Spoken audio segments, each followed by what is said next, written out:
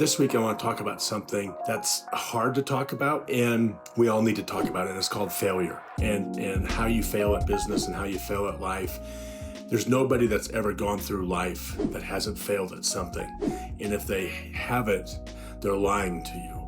And so there's your big red flag of not to trust them. You know, we fail at relationships. We fail at certain tasks that we do. We fail. Some of us fail at businesses. Some of us, you get the Warren Buffetts and the Steve Jobs and all these guys, these Bill Gates, they've all failed in their life. But they learn from their failures, and learning from our failures is what makes us bigger and better. So I failed in a business. I invested into a company, and I'm still in some sort of litigation with them. So I've got to kind of tiptoe around this a little bit, but I'll kind of get you where I'm going. But I got into a company, I invested into a company, and I thought, man, this is the greatest thing. And I truly thought it, and it really was a great product and great service. The problem was I invested into a company, I took controlling interest of the company, but I was doing this as I was doing my consulting and analytic job that I was doing, and I was traveling. So I gave the reins to the person that started the business, but yet they were now minority owner. And so I was the controlling interest, so it falls on me, but I trusted this person because they are the ones that started the business. And I thought that and this was their passion. So I thought that, oh man, if they started it, they would run it the way it should be run and has been run before I got into it.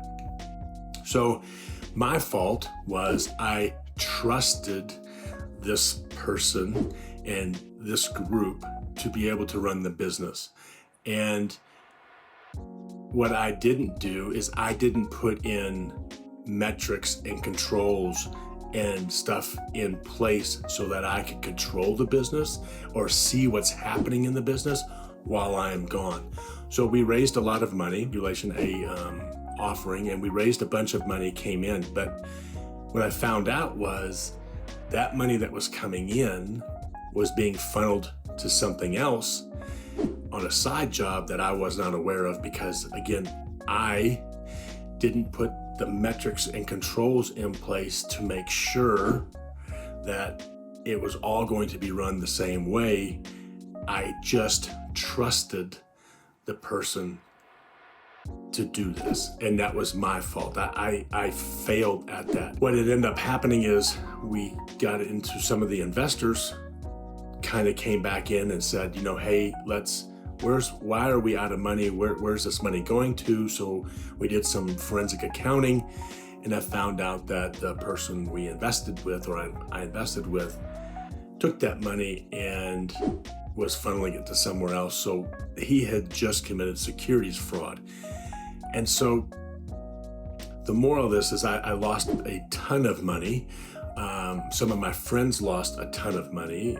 My investors lost tons of money because I trusted this one person to handle it like he was going to handle it before I came aboard. And that was my fault for trusting that person. And it's really my fault on the failure of it is because I didn't put the measurements and the metrics and the accountability in place. I just assumed that he would do it right and we would take this business to massive growth. And we had massive growth plans, and we already had it going in, and we had things set into place to just blow this thing out of the water, but we just never had the money to push it.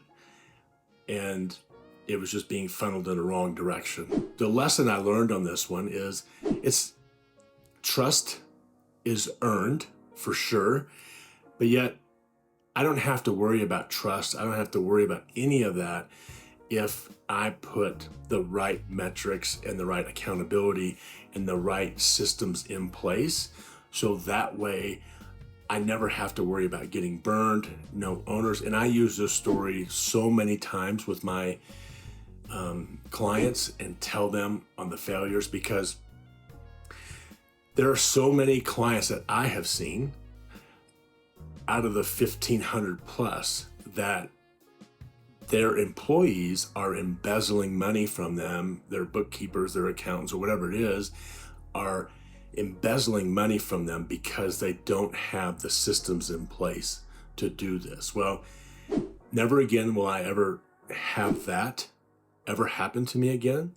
And I hope that this helps you understand that you need systems in place, especially with people that are in charge of your money or in charge of major decisions, so they can never take your company somewhere that you never didn't know where it was going. And one quick story off of that, off of failure on the embezzlement. And if you don't think it's going to happen to you, trust me, over 80% of companies have some sort of theft, fraud into it. I had a client in Tennessee.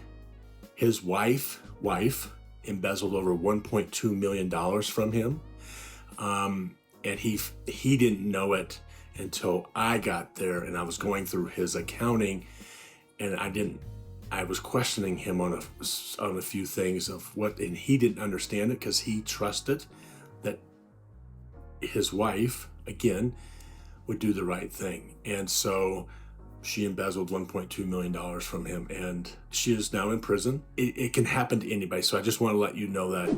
Please learn from this. I hope you do it. I failed. The business is now no longer on my end of it. We are on that certain business. We are in litigation of trying to get this one person under securities fraud charged. But my lesson that I learned is we have to have the systems in place. You have to have the accountability. You have to have the metrics, and you have to be able to understand, or your employees or the people that have to understand that you're watching them. And it's not micromanaging. It's your investment. You can't allow other people to control your investment like that. Or if you do, just put it in the stock market and let them blow it away. Or you can invest it into our government, and they're doing pretty good at that anyway. So anyway, I hope you enjoyed this video. Click like if you liked it, share it if it helped you, and we'll have more videos for you the next time. Thanks, and look forward to talking to you soon.